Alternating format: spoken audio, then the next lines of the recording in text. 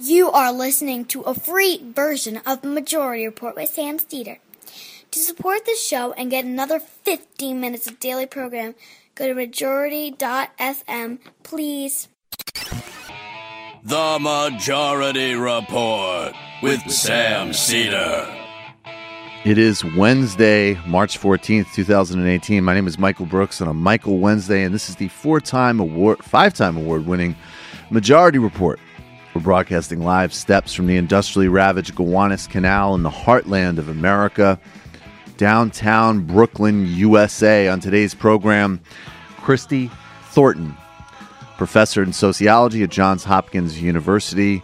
We're discussing Mexico's elections set for this summer.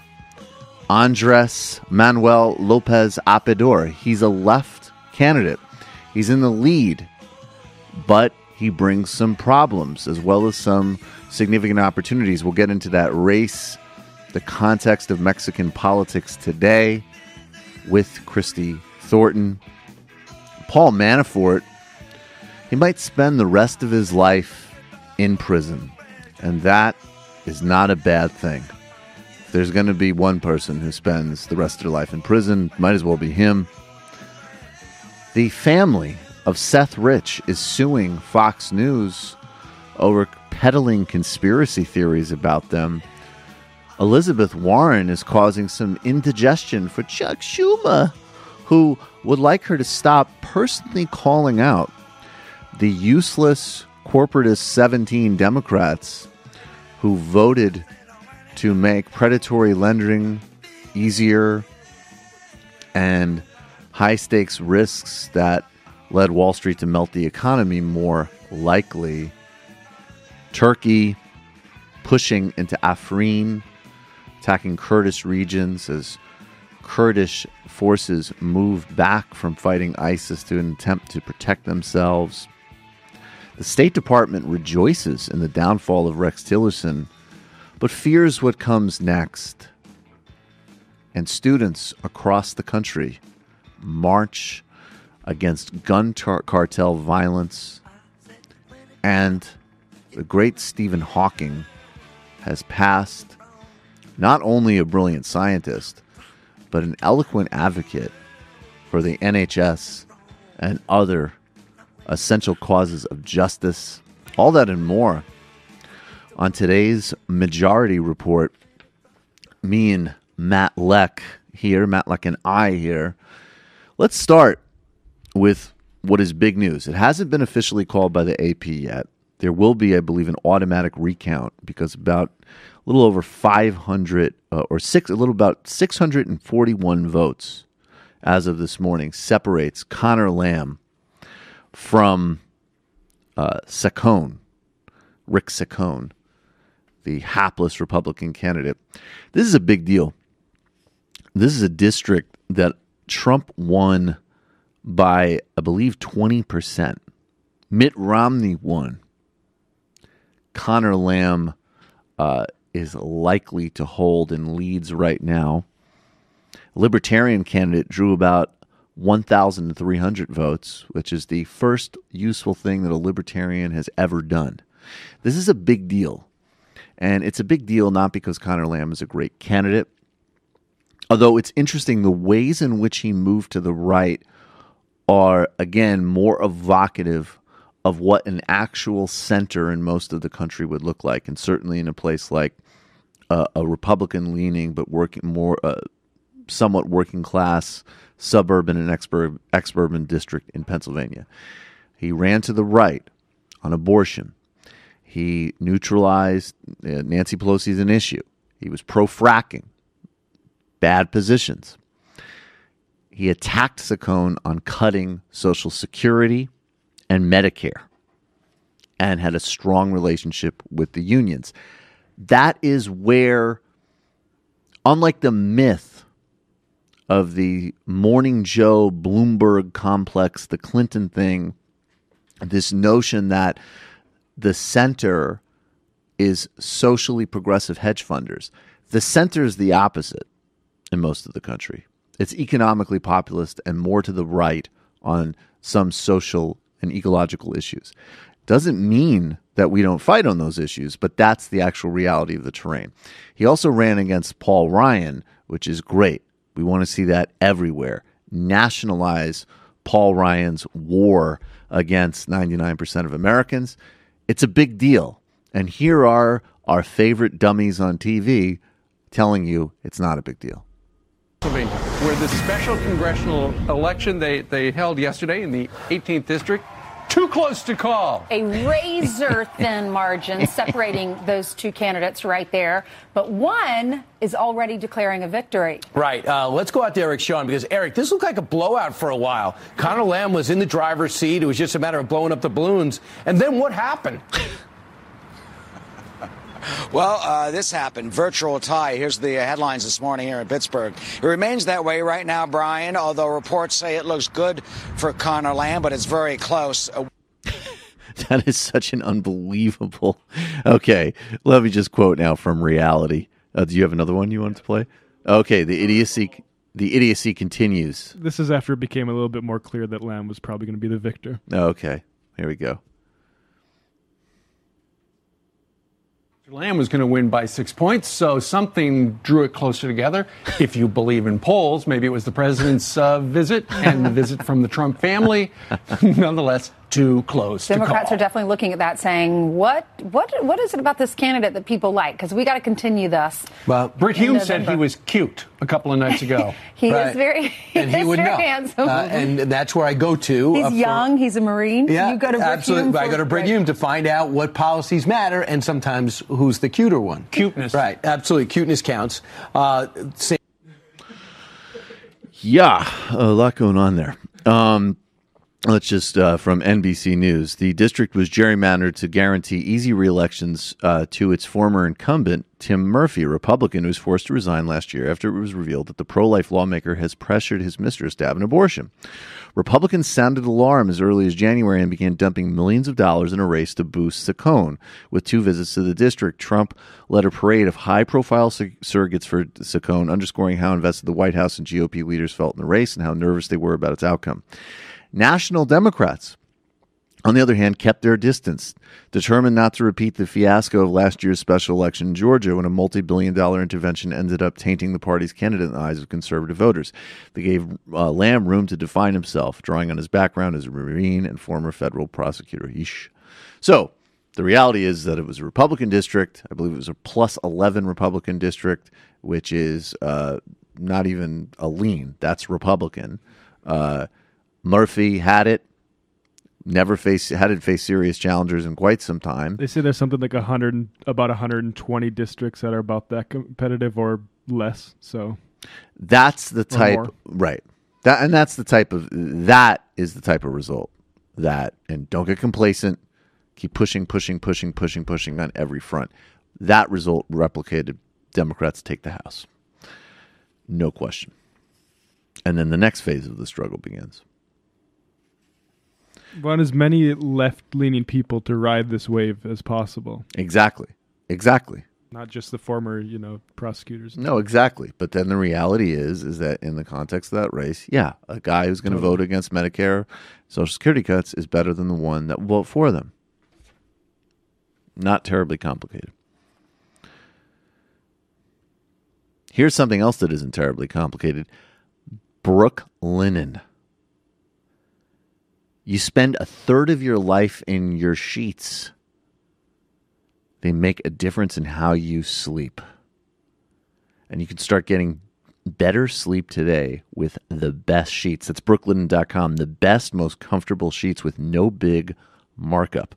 Upgrade your nightly routine and help you feel more well-rested every single day. I don't have all the melodrama to add that Sam has with his bedding and sheet situations and pee and children and all the rest of it. I could just tell you that these are the most comfortable sheets I have ever slept in my life. And it is a Zen sleep experience. That's all I can tell you. It's just, hands down, the most comfortable sheets I've ever been in. Founded in 2014 by a husband and wife team, Vicky and Rich Fulop. Their philosophy is the most beautiful, comfortable home essentials. No crazy prices. No unnecessary markups and fees. Most bedding is marked up by as much as 300%. Brooklinen is the fastest growing bedding brand in the world with over 15,000 five-star reviews.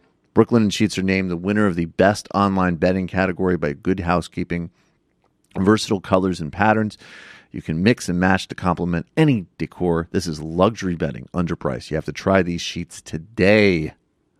My Brooklinen sheets are, as I say, zen. They're amazing. They're the most comfortable I've ever slept in. Brooklinen.com is an exclusive offer just for Majority Report listeners. Get $20 off and free shipping when you use promo code MAJORITY at Brooklinen.com. Brooklinen is so confident that they'll offer you a risk-free 60-night satisfaction guarantee and a lifetime warranty on all their sheets and comforters. The only way to get $20 off and free shipping is to use promo code MAJORITY at Brooklinen.com. That's BROOKLINEN.com, promo code MAJORITY. Brooklinen. These are the best sheets ever. Away offers high-quality luggage that is designed to be resilient, resourceful, and an essential way to travel. Available in a variety of colors and 4 sizes, including carry-on sizes that are compliant with all major U.S. airlines. The Away suitcase is lightweight and made with premium German polycarbonate that's unrivaled in strength and impact resistance. Not to mention, it approves a TSA-approved combination lock, 4 360-degree spinner wheels, and a patent-pending compression system to help overpackers.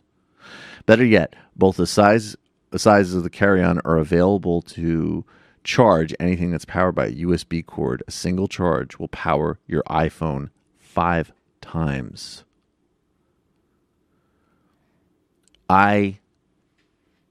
Try out Away for 100 days. Vibe with it, travel with it, Instagram with it, and at any point, decide if it's not for you. Return it for it will be fully refunded. Shipping is free within the lower 48 states, and thanks to Away's lifetime warranty, if anything breaks, they'll fix it, so you've got nothing to lose. For $20 off a suitcase, visit awaytravel.com/majority and use promo code majority during the checkout. That's awaytravel.com, promo code majority for 20 off your Away suitcase. We will be right back with Christy Thornton on the Majority Report.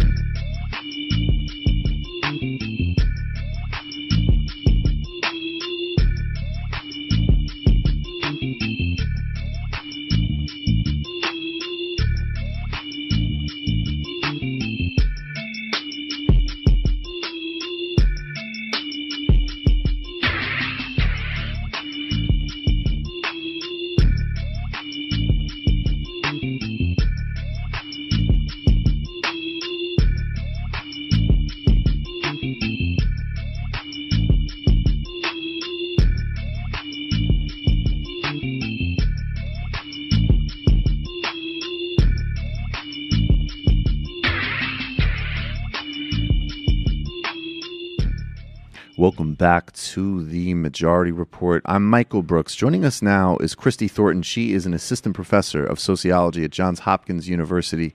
Christy, thanks so much for being with us. Happy to be here. So there's an election happening right now in Mexico. There is a left candidate who is in the lead, Andrés Manuel López Obrador, and he has a good name. which I know we're going to have to abbreviate. But I guess he has a very, very long history, which actually connects with many different threads of modern Mexican political history.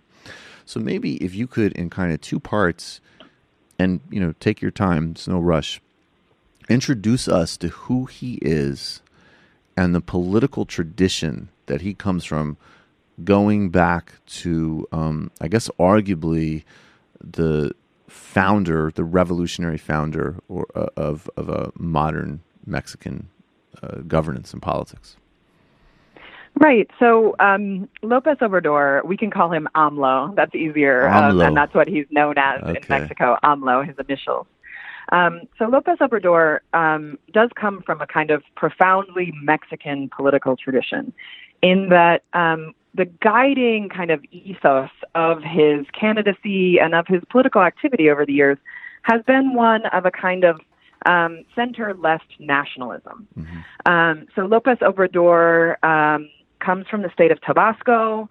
He was the governor of, or the mayor, I guess, of Mexico City, which received the ability to sort of govern itself as part of the process of democratic reforms in Mexico just over the last few decades. And so he governed Mexico City in a kind of center-left mold, and then he ran for president twice before.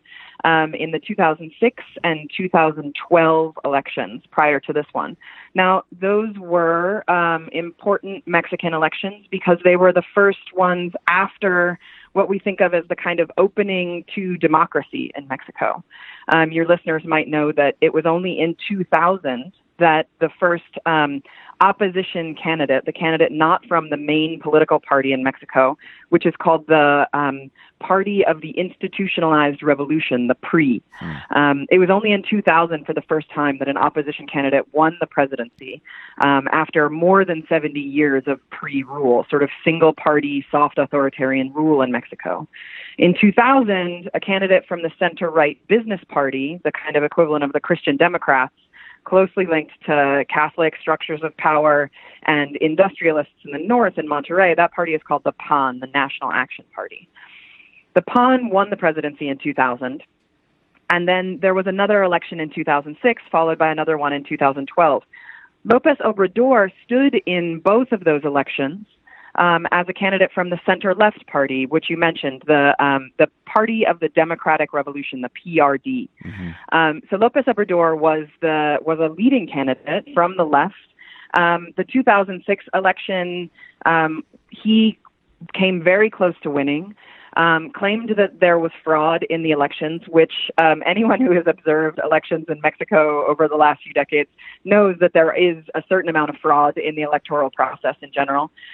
He occupied the center of the city and created a kind of political movement around himself and his candidacy. When he ran again in 2012 and he lost, people thought that he might do the same kind of occupation, declare a kind of parallel government. It was after that election in 2012 that López Obrador decided to leave the left party that he had actually been a very important member of, this party, the PRD. Mm-hmm. He had been the president of the party, was very close to the party's founders, the Mexican political figure, Cuauhtémoc Cárdenas, who was the son of Lázaro Cárdenas, sort of thought of as the revolutionary leader par excellence from the 1930s. Right. So López Obrador leaves that left party and founds his own political movement, which he calls the Movement for National Regeneration. And by 2014, that movement, which is called by its Mexican initials Morena, has become an official political party. And so now López Obrador is running for president under the banner of this new party that he has created himself, Morena. And again, this is a kind of leftist, democratic, nationalist political movement. And López Obrador is its founding and most key figure. So that's the banner under which he is now the leader in the forthcoming elections, which will happen in July 2018. Can you give us a little bit of a history of the PRI and, a sketch? Because the first, you just mentioned and outlined his most recent, leaving the PYD, starting this new party. My understanding is that his political career began in the 1970s, and he was part of the left contingent of the PRI, and that the PRI has, one of the reasons it's been able to, it held power for 70 years and holds the presidency now, is because it's been able to pretty effectively kind of absorb different modes of politics and interest groups within the Mexican system. So there's a left contingent which was alienated by the party that he in fact ended up leaving, and that's part of the reason that the PYD got founded. But there's a left history, there's a nationalist history, there's also a lot of, there's a neoliberal and oligarchic trend in it that is exemplified by the current president, which you can get into. And then maybe as part of that history, and I think, look, it's fair enough because people have to try to make sense of it in their own terms, but that history might explain why he's not, he's definitely not a Chavez. He's also not a Lula. Right. He's really a specific product of a certain tradition in Mexican politics, which has a very noble history, has produced some real accomplishments, and also might maybe point the ways to some of the problems in his candidacy too. Yeah, exactly. So everything when it comes to Mexican politics really boils down to the PRI. And we don't want to perpetuate a kind of Mexican exceptionalism, which many Mexican nationalist figures are happy to do. But it is true that this single party, having run the country for those 70 years, from the 1920s and the aftermath of the revolution up to 2000, meant that it is the single most important political force in Mexico. And that's still true today. I was in Mexico last summer for these elections in the Estado de Mexico, which is one of the biggest, most populous states in Mexico and is a stronghold for the PRI. And what I saw there at that moment really could have existed at any point over those 70 years of history or since. The political power of the PRI derives from the fact that the party and the state were basically one and the same for those 70 years of history, right? So the governing structures were essentially inextricable from the party structures. And so, as you said, what that meant was over time there developed these different factions within the party. And López Obrador was, like many political figures, right? Lots of people on the left in Mexico dismiss him because he has a history with the PRI. Mm-hmm. Everyone has a history with the PRI. Mm-hmm. If you have been in Mexican politics, if you are not a total outsider, which there have been some, I should say, you have a history with the PRI. So López Obrador was involved with the PRI, was a member of the party, and then was one of the important figures in founding this left tendency in the PRI in the 1980s. It was called the Democratic Current. And the idea was that there should be, that these people on the left wing of the PRI wanted to see more kinds of democratic reforms. They wanted to open the party up, have more actual contested elections, and make it so that the one-party system was not so hegemonic over everything. So they founded this Democratic Current within the PRI. They fielded a presidential candidate in 1998. That was Cuauhtémoc Cárdenas, who I mentioned before, the son of the kind of most important post-revolutionary leader. Mm-hmm. And in 1988, it seemed as though Cárdenas was going to win the elections. And so what did the PRI do? They literally unplugged the computers that were counting the votes. It's a very famous moment in Mexican history. What they said was, se cayó el sistema, the system has fallen down. Mm. And when they plugged the computers back in, surprise, surprise, the PRI had actually won the election. Mm. And that moment, that really obvious electoral fraud on the part of the PRI to keep the single-party system in place really began a giant opening in Mexican politics. And so it was after that, it was in that process that the new left party, the party of the democratic revolution, right, instead of the institutional revolution, the democratic revolution, that's right. The PRD. Right. That's when that party was founded, in that moment in the 1980s. And so that's the tradition that López Obrador, that AMLO comes from. Now, what has happened to that party, to the PRD, over the last maybe 20 years is that it itself, much like the PRI, has developed these different currents within it. And it has actually been governed. It has been led by a kind of right-leaning centrist faction who are known as the Chuchos. So the people with power in the PRD up until the 2012 election and even since have been these sort of more right-leaning people. So it's confusing. You have the left-wing party, but the right-wingers in the left-wing party have been the people with power. And so that was one of the things that happened after the 2012 election, and then especially after the Ayotzinapa crisis, where those 43 students were kidnapped and disappeared. Can you? We talked about this on this show, but just give people, just give people up to date on that briefly, because I know that that's very significant and a major reason why PYD is sort of lost real credibility on a number of levels. Yeah, absolutely. So one of the things that happened in that moment, it was in late September of 2014, these 43 students who were on their way to Mexico City for an annual protest were disappeared by state security forces, probably in cahoots with local narco-trafficking gangs. The local mayor and the governor in the region where that happened, the town mayor and the state governor, were both members of the PRD, were both members of the left-leaning party.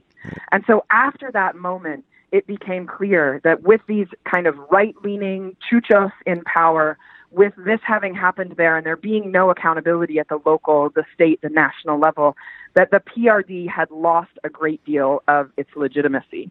And so its most important members, Cuauhtémoc Cárdenas and Andrés Manuel López Obrador, AMLO, left the party. And AMLO had founded his movement for national regeneration, and then that became his own political party in 2014. So the PRD, because it has this right-leaning sort of centrist faction in control, and its most important members, its founders, have left, it is really kind of unmoored. And that's important in this election because the PRD has actually decided to enter into a coalition with the right-wing Catholic Business Party, the PAN. So the number 2 candidate in the forthcoming election is Ricardo Anaya, who is the candidate of this coalition between the left and the right party, between the PAN and the PRD. So politics in Mexico right now, I think, feels a little scrambled in this way. You have the sort of our traditional understandings of who's left, who's right, how these things should work out have been kind of scrambled by the creation of this new party, Morena, and by the total evacuation of legitimacy from the PRD.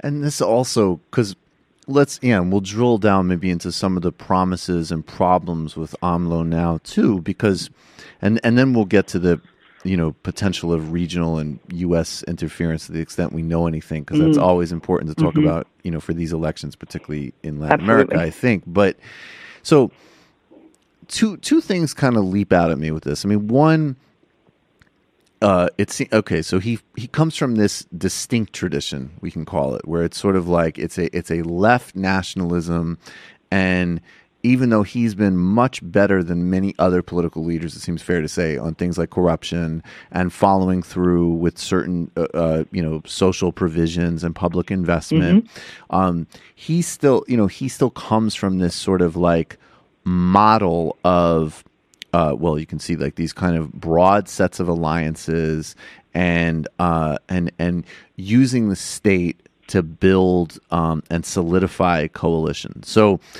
even as the left party he left has made an alliance with the center right, the PRI, of course, also has its own candidate, although I would imagine the PRI, after they've returned to power in the last 4 years and under Peña Nieto, who I know I'm mispronouncing that, has been really disastrous. I mean, I imagine they're in a tough position electorally. But what AMLO has done is he's actually entered into his own odd coalition. And I just wonder about the class dimensions of this, because he's actually formed a partnership with an extreme evangelical tendency, which has sympathy for his commitments to ending corruption and expanding social services, but is very, very socially reactionary. So even though he presided over Mexico City, which moved forward on things like reproductive justice and equality, on those types of for gay and lesbian people,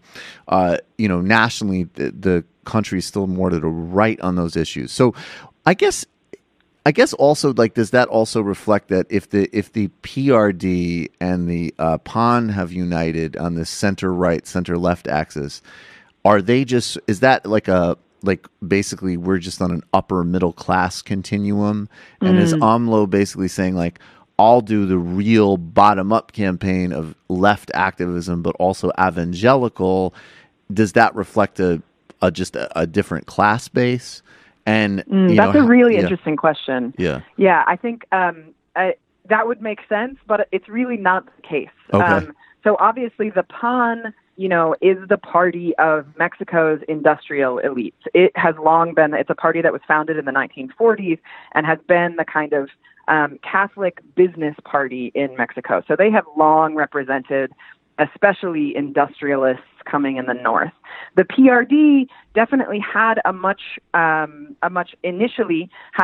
more concerted focus on Mexico's working people. The interesting thing about AMLO's coalition and about the party Morena is that a great deal of his support actually comes from kind of college-educated, middle-class, people like me, professors, intellectuals, students.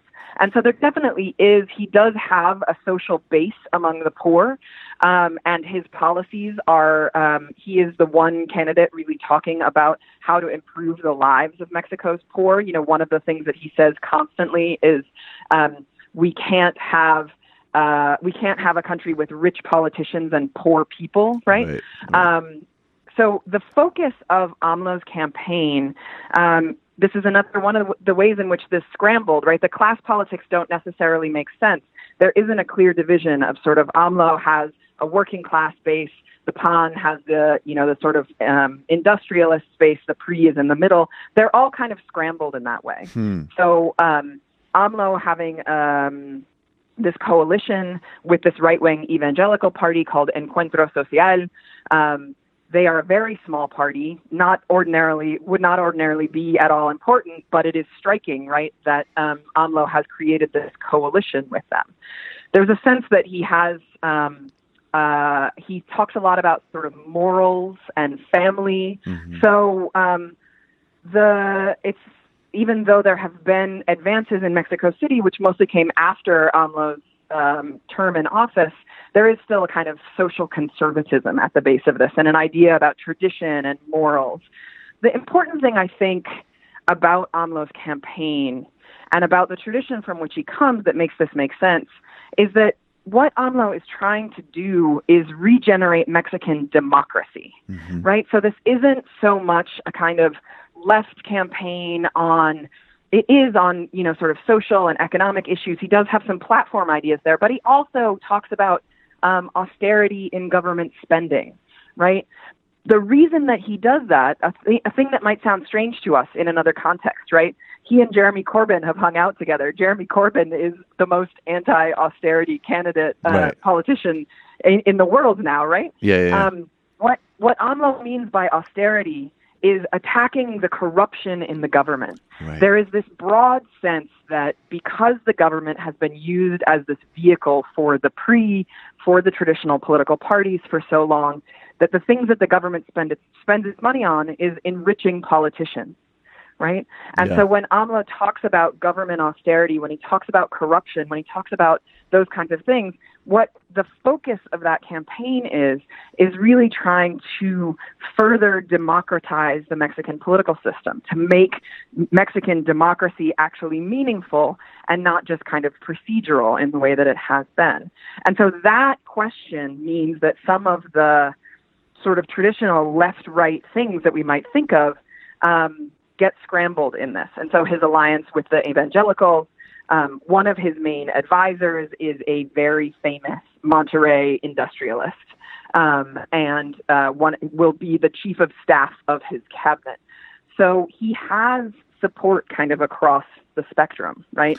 He wants to bring agricultural subsidies to the countryside because farmers have been so left behind in neoliberal Mexico since NAFTA. Right. But he also has these close alliances with people in the business community, and he's talked a great deal in recent weeks about how he will sort of maintain a kind of sense of economic stability, right? So he's not going to come in and be a radical and overturn and nationalize things. He's said that a number of times now. So his kind of one of his sort of strongest supporters, professor at the UNAM Law School named John Ackerman, has pointed out that, you know, he's actually very moderate in his economic and social policies. And I think that's because the focus of AMLO's campaign is this question of Mexican democracy, of making the state work, of ending the corruption. And that is that's the lens through which all of these other political decisions are being made.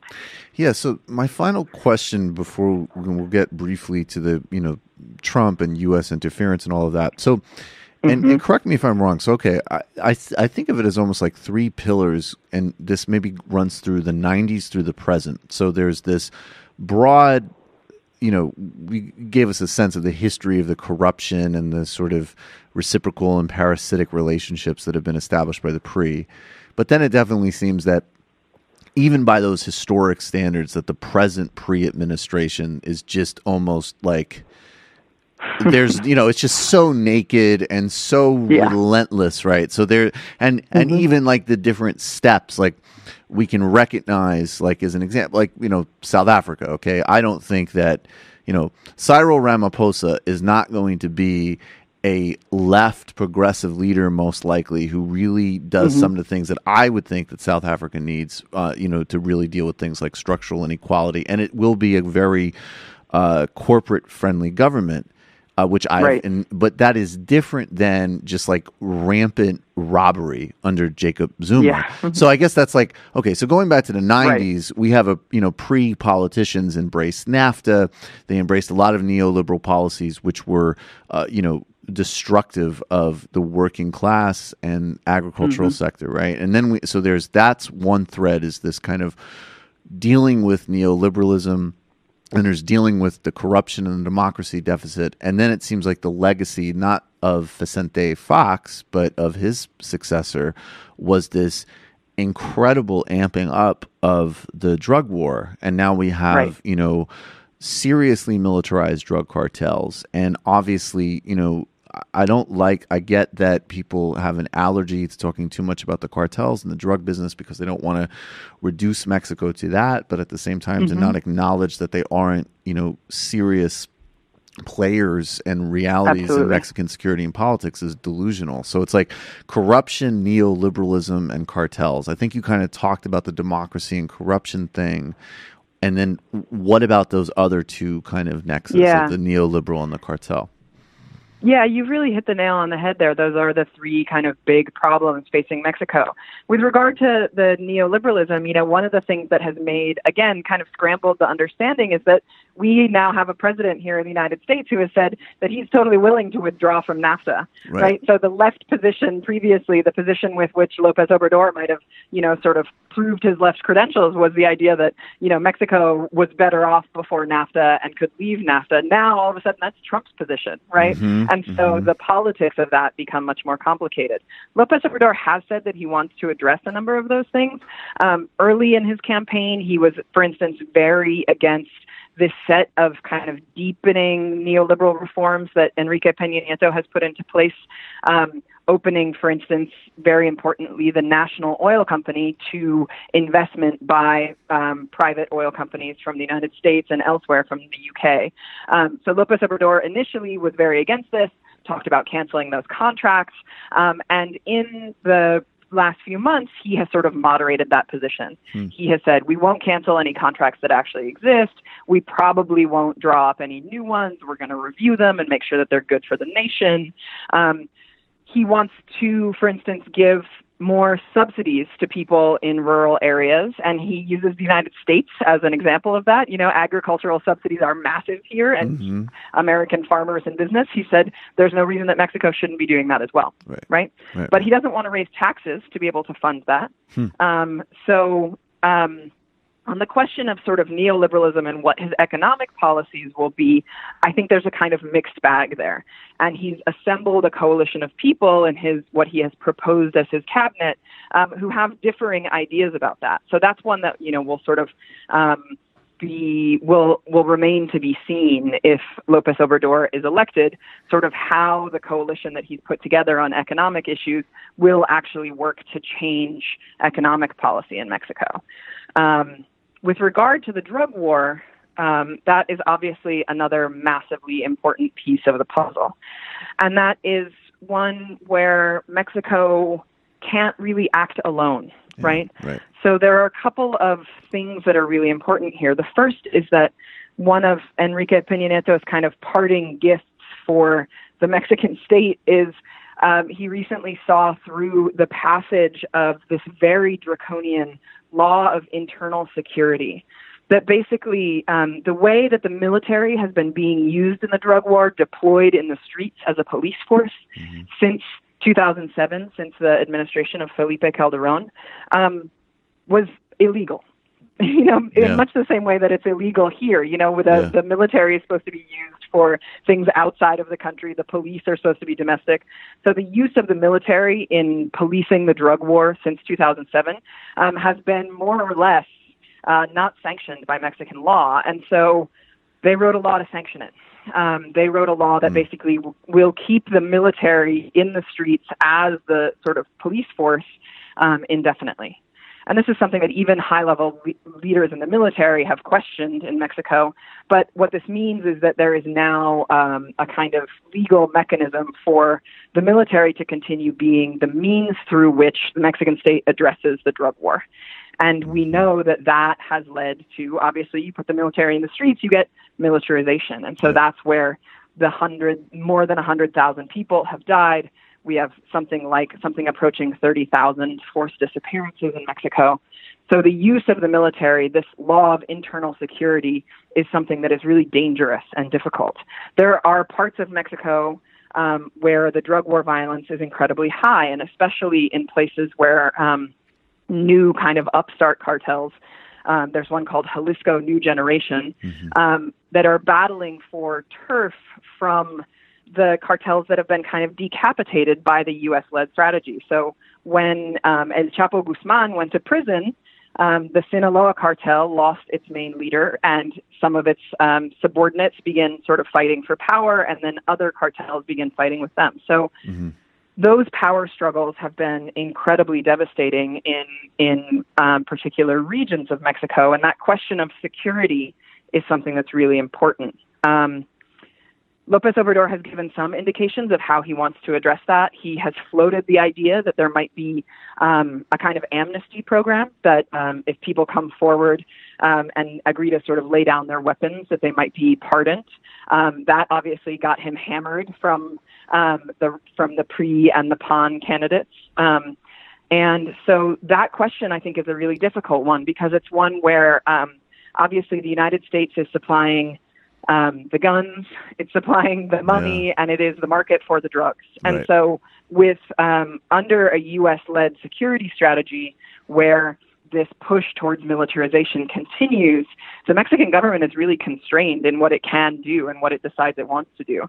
So that's one where having Trump in office, if López Obrador wins with Trump in office and his kind of bellicose anti-Mexican stance, with regard to Mexico being the kind of purveyor of the drugs, as though, the United States isn't the market, that is going to create a really difficult situation for whoever takes the presidency, AMLO or otherwise. Yeah, we're totally hopeless, I mean, they just bring it. What are we going to do? So final thing to just explore in the last couple of minutes.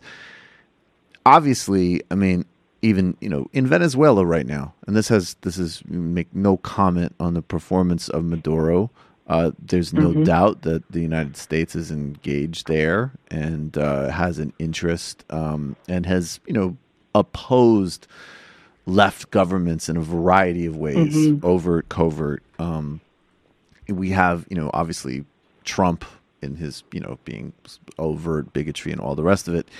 And this other piece that I just want to throw in too, that, just sort of in the mix is an interesting thing. There's this guy, J.J. Rendon, who's a Venezuelan, Miami-based political consultant. There was a piece that came out in Bloomberg 2 years ago with a Colombian who's serving time in prison in Colombia, who basically said that he hacked campaigns, did, troll work, all the stuff actually that people are quite obsessed with now with this sort of Russia stuff. He said, look, I did this as a private consultant for right-wing campaigns across Latin America on behalf of J.J. Rendon, including in Mexico and some of the campaigns that, Obrador has called foul on. So I guess, do you have a sense? I mean, and I know Obrador, I think, believed personally, or at least his campaign has actually talked about J.J. Rendon as a specific person, called him out specifically. But like, is there the concern and a sense of U.S. influence and manipulation there? And then, by the way, in addition to, does that help him? Because in addition to having this fat target in Trump, you have this whole history of U.S. interference through, of course, what you were just talking about with the drug war. Yeah, so the J.J. Rendon case and the issue of sort of foreign interference in the Mexican election is a very important and a very live topic in Mexico now. So actually, one of the things that's been happening, this is all in the last few months, has been a kind of smear campaign against AMLO, saying that the Russians are intervening to try to get AMLO elected. This has caused, AMLO thinks this is kind of funny.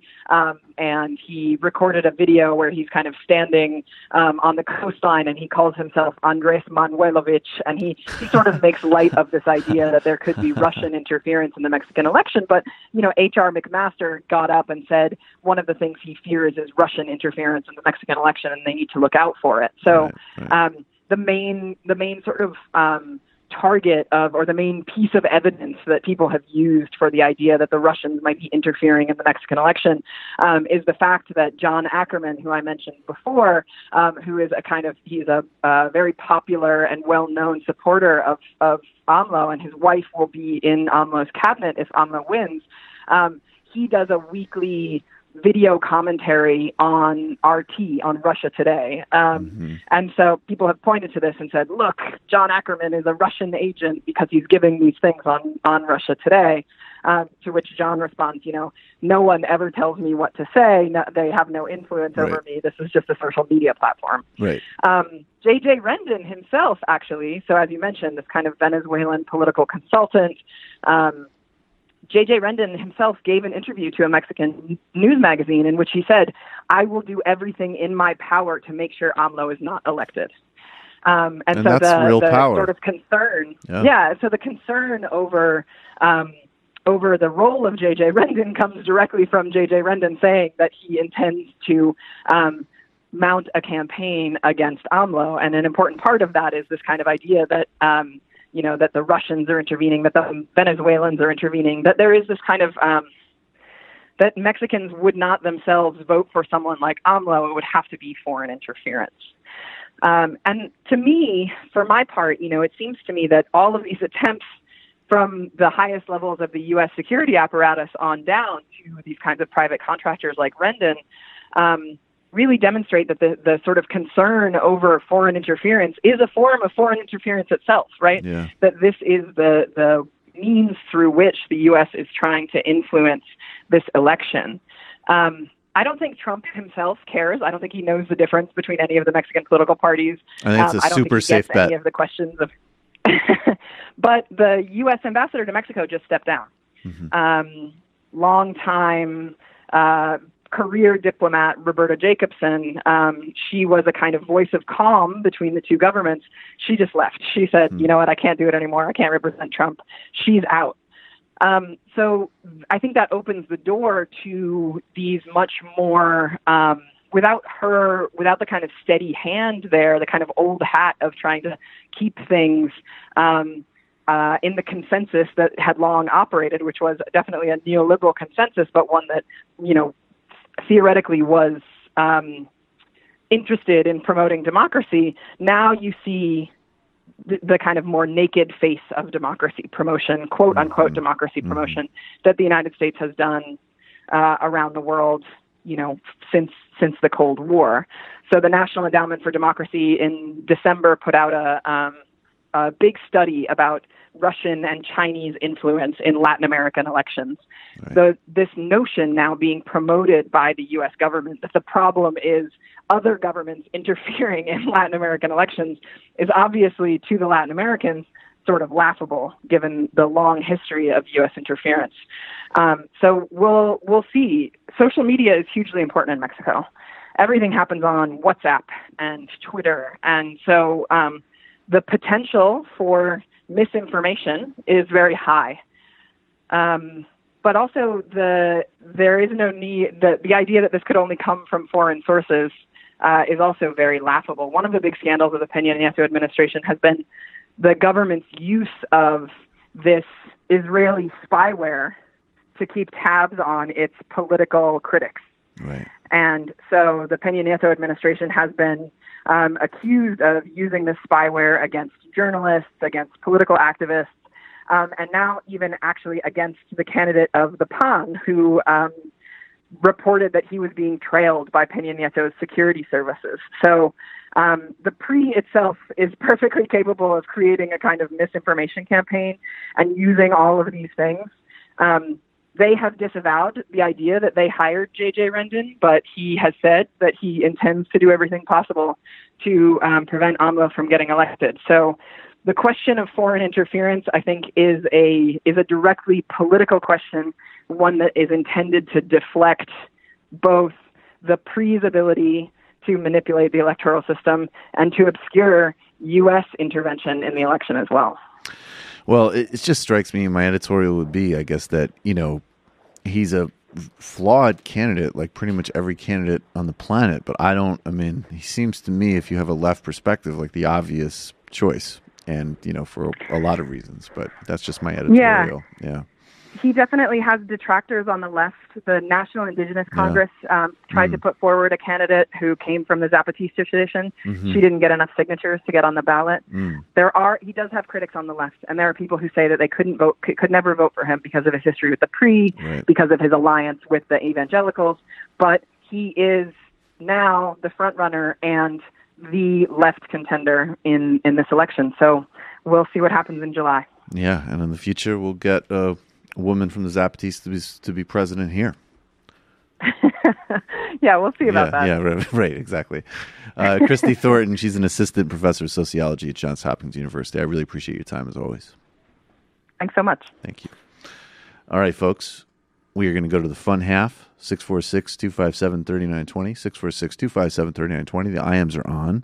A lot of sound to get to. Become a member of the Majority Report, majority.fm/become a member. That's how this show happens. JustCoffee.coop. Fair trade, tea, coffee, or chocolate. Use the coupon code MAJORITY. Check out last night's The Michael Brooks Show. Derek Davison and I went deep on Rex Tillerson. Did a mini illicit history on the Bush torture program and the new, actually personal torturer, is my understanding, who's going to be head of the Trump CIA. Then Dante Nero's in studio. It was a ton of fun. We talked about Brooklyn, Farrakhan, the Proud Boys. Get the whole experience. Patreon.com/TNBS. Subscribe to Majority Report on iTunes as well. Leave a review if you can. And if you haven't yet, subscribe to our YouTube channel. Thanks so much. See you in the fun half.